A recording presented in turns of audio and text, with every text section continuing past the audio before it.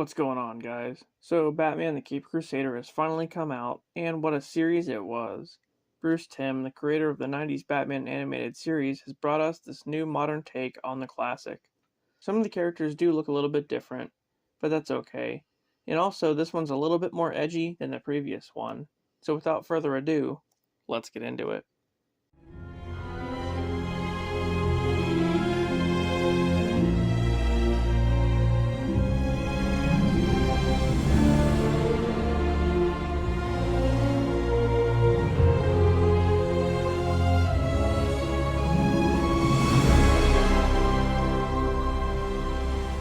Episode 1 starts off with some mobsters loading up some crates into a truck.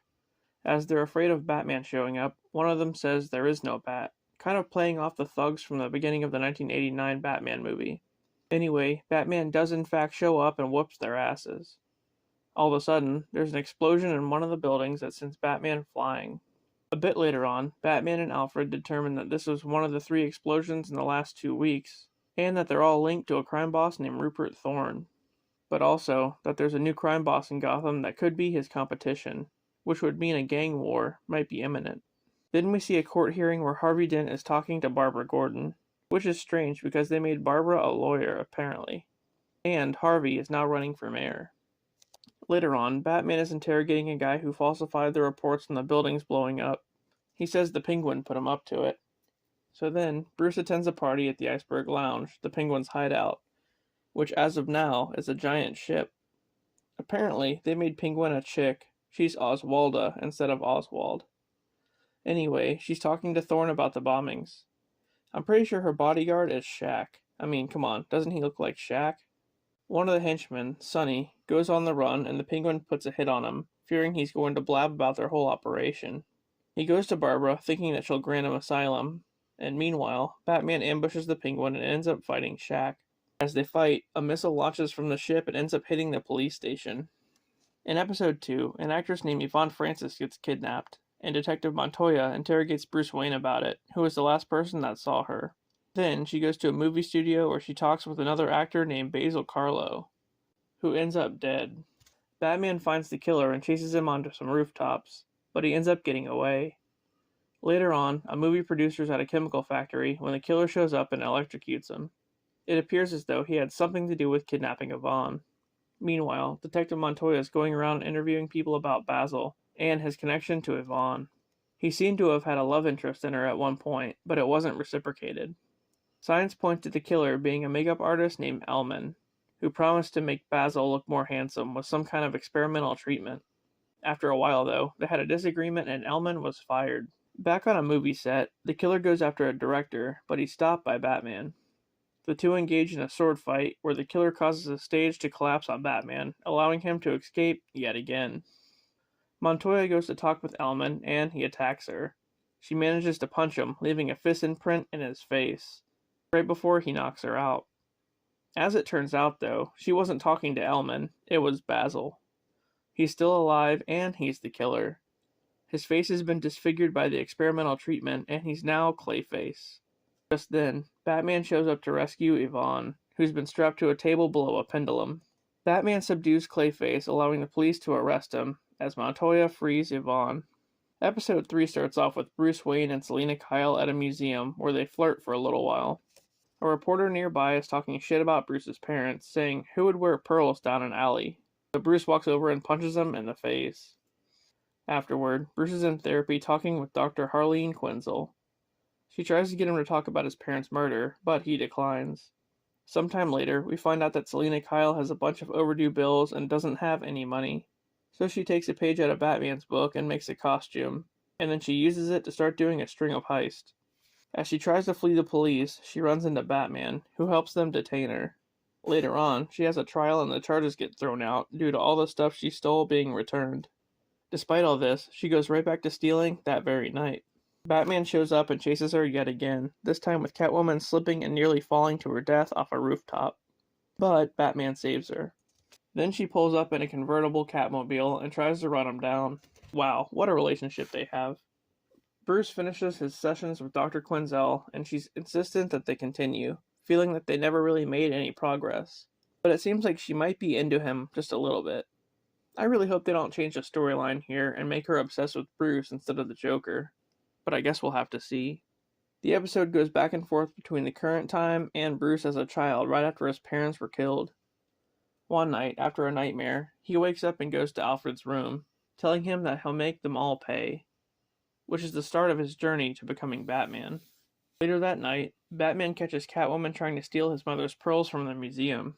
She goes to jail and tries to get her maid to bail her out, but she owed her maid some money, so she just took all her stuff and left her in jail.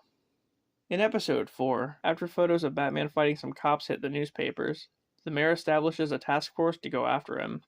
Detective Montoya is named the leader of the task force and holds a meeting about Batman. She plans on luring him in with a fake mugging. That night, a few of the cops stage some different scenarios around town, but Batman's not stupid and doesn't fall for any of it.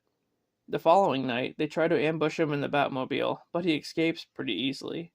Gordon finds him at the police station, however, he's not able to catch him. Eventually, they bring in Dr. Quinzel to help track him down. She says that the one way to catch Batman is to pose as a costume villain. Then, Bullock and his partner take it upon themselves to use a prisoner named Firebug to lure in Batman, without the knowledge of Gordon.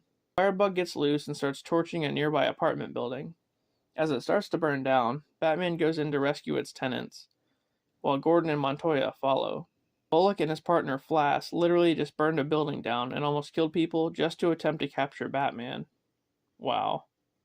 Anyway, as if that's not bad enough, Firebug surrenders to Bullock and Flask, but they kill him anyway, fearing that he'll expose what they did. Meanwhile, Gordon and Batman rescue the few remaining children inside. As if things couldn't get any worse, Bullock was painted as a hero in the papers, and now the mayor wants him and Flask in charge of the task force.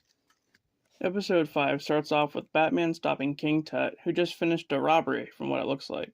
Then we see a wealthy guy named Fleming, who's in Arkham Asylum. Someone's forcing him over an intercom to give away all of his fortune. After that, Barbara and Dr. Quinzel are having lunch when Montoya walks in. She says that she's worried about Gordon now that Bullock and Flask are in charge of the task force. Batman goes to investigate Fleming's place and finds a hidden room with a bunch of Egyptian stuff inside. After some more snooping, he finds some receipts, indicating that Fleming has been paying Dr. Quinzel for some reason. Meanwhile, Dr. Quinzel is in a session with a guy named Emerson. He tells her that the sessions are really helping, but she disagrees and straps him to a chair.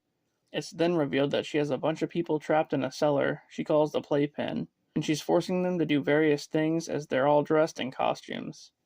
So clearly, she's the one who's forcing Fleming to give up his fortune, and give it to her.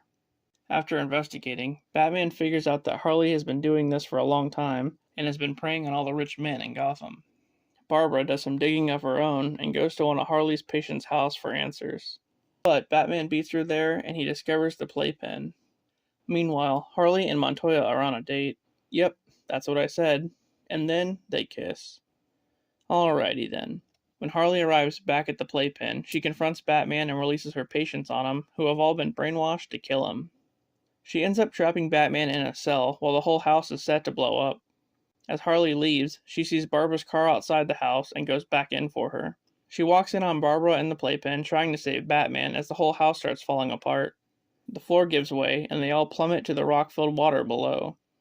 All of a sudden, Batman swings in and saves Barbara, leaving Harley to fall to her death.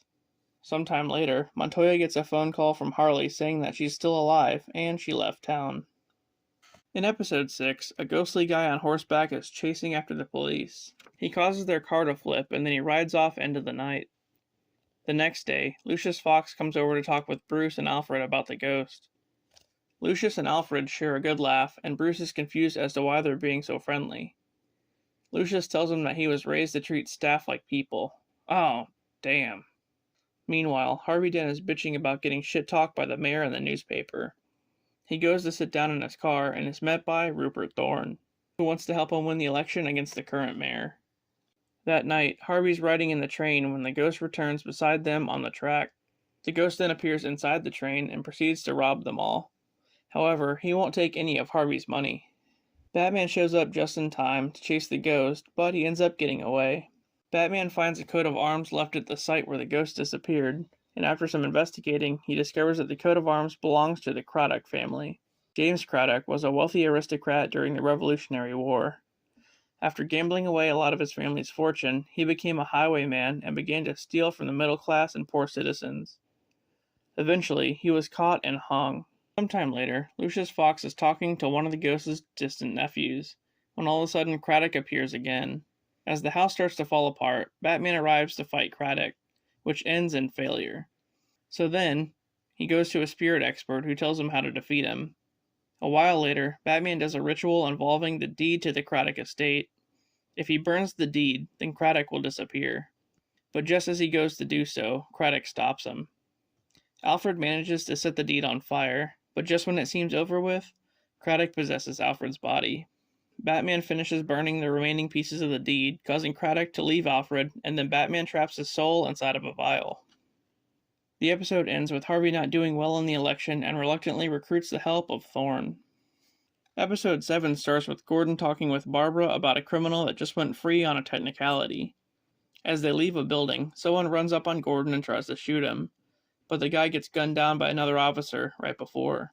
Afterward, Barbara wants Gordon to have protection by the police, but he feels that it's not necessary. Later that night, Barbara runs into Batman and tells her that he's been investigating the hit put on Gordon, which came from inside Blackgate Prison.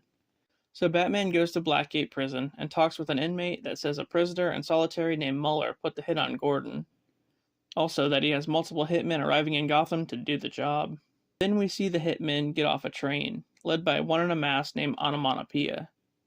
As Gordon heads home for the night, he's greeted by Barbara, Montoya, and some others at his house, who advise him to leave town. But he refuses. They finally talk Gordon into going to a safe location, but as they drive there, they're attacked by the hitmen, who Barbara lures off a cliff, causing their car to explode. They take shelter in a model house where Onomatopoeia and his men appear and has them surrounded. As a shootout begins, Batman helps to take out the hitmen. Then he faces off against Onomatopoeia, which is really annoying because every time he does an action, he says the word for it, like whoosh or bam, kind of like the old Adam West Batman series. That's the literal definition of onomatopoeia. Anyway, Batman mocks him by saying pow before knocking him out with a punch. All of a sudden, the real hitman is revealed to be Corrigan, one of the cops working alongside them, who says the real target is actually Barbara. Gordon barges in, just in the nick of time, distracting him long enough for Barbara to knock him out. A bit later on, Barbara visits Muller in prison, who says that he now took the hit off of her. In episode 8, a carnival is in town. Two kids named Jason and Dickie are talking about it when a Wednesday Addams-looking chick walks up on them. Dickie decides to follow her into one of the trailers there. Sometime later, Bruce goes on a date with a girl named Julie to the carnival. They go to a demonstration by a scientist named Dr. Knight, who's having members of the audience lift a heavy barbell. He picks the Wednesday Addams-looking girl to come up, whose name turns out to be Natalia. But after failing to pick up the weights, he puts her inside a Tesla coil-looking machine and electrocutes her. After that, she's able to lift the barbell with no effort. Jason asks Natalia what happened to Dickie, and she says she can take him to him. Yeah, clearly, there's fuckery afoot here. Meanwhile, Harvey Dent's inside of a dunk tank when Thorn shows up to the carnival. Inside one of the trailers, they find Dickie, who practically looks dead. Just then, Natalia picks up Jason and does some kind of Shang Tsung type thing, appearing to steal his life essence.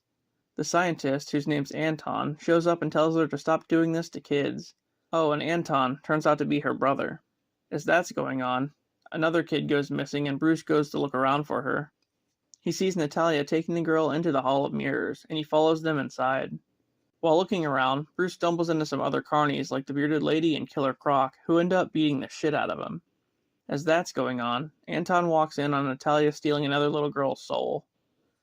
Then, Bruce dons the Batman suit and pays a visit to Killer Croc, while Harvey has another meeting with Thorn. Thorn wants him to throw out a certain case in exchange for a lot of money. Meanwhile, Batman talks to Anton, who says his sister has a rare condition, and if he finds her, he has to have her inside before sunrise, or she'll be lost forever. So Natalia is busy trying to Shang Tsung another little girl, but she gets away. Batman shows up and tries to subdue her as the sun's coming up. Just as Natalia's skin starts to burn, Batman saves her. Sometime later, at a court hearing, Harvey goes back on his word with Thorn and doesn't end up throwing the case out. But maybe that wasn't such a great idea, because afterward he goes to the bathroom where one of Thorn's henchmen throws acid in his face. Episode 9 starts off with Harvey winning the election for mayor. However, this is all just in his head. He's actually sitting on his couch with bandages covering half his face. Montoya, Gordon, and the others are trying to figure out who threw acid in Harvey's face, but they can't come up with any leads.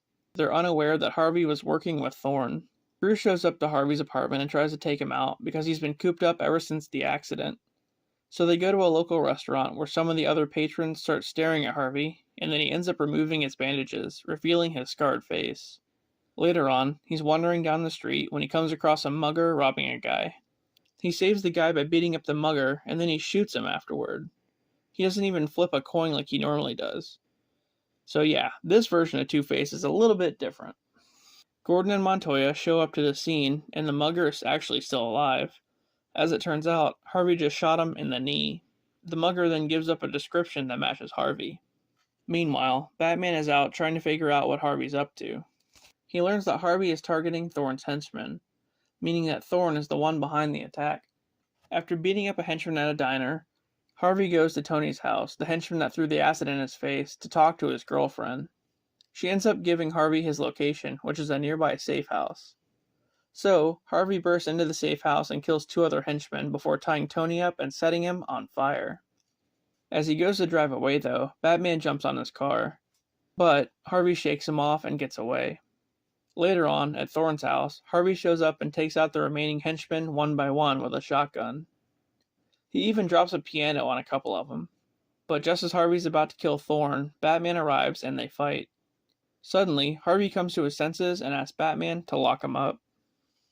In the finale, Harvey's in prison when Barbara comes to visit. She says she wants to be his lawyer, but he declines. Then he gets moved to Arkham Asylum. That night, Barbara gets confronted by Batman about Harvey. She tells him that she's concerned because he's been having strange mood swings and not acting like himself. A bit later on, as they're transporting Harvey to another facility, someone ambushes the transport and kidnaps him. The kidnapper turns out to be Bullock and Flass, who are probably working for Thorne. Barbara sees them and follows close behind. As they're driving, Harvey distracts Flask and then knocks out Bullock, causing their car to flip over. Afterward, Barbara handcuffs herself to Harvey, and they go looking for Thorne at a wharf, with Batman and Gordon's help. But just then, some of Thorne's henchmen show up and Batman takes them out. Meanwhile, Barbara and Harvey have a shootout with more henchmen and Harvey gets shot. Then, as they make a break for the car, Flash tries to shoot Barbara, but Harvey dives in the way and gets shot again. Batman chases Flash down as Harvey dies in Barbara's arms. In the end, Batman warns Thorne that he'll be watching him. Sometime later, we see a bunch of people laughing to death, with a camera panning over to the Joker, who says, "Perfect." The end. So, it was pretty good. Was it as good as the 90s series? No, but there were elements of it in there that I enjoyed. I liked the aesthetic of the 1940s and the costume changes of the Rogues Gallery. However, the whole Two-Face storyline wasn't good at all. The fact that they changed his whole backstory was bad, and he didn't even have a split personality. After getting the acid to the face, it only really changed his appearance. If anything, it went backwards. He was a corrupt DA first, and then once he became Two-Face, he died a hero protecting Barbara. Anyway, the series wasn't all bad though. I also thought that we'd be seeing the Joker and Riddler, but I guess that might be Season 2. Alright guys, well, that was Batman the Caped Crusader. Thanks for watching, and I'll see you guys later.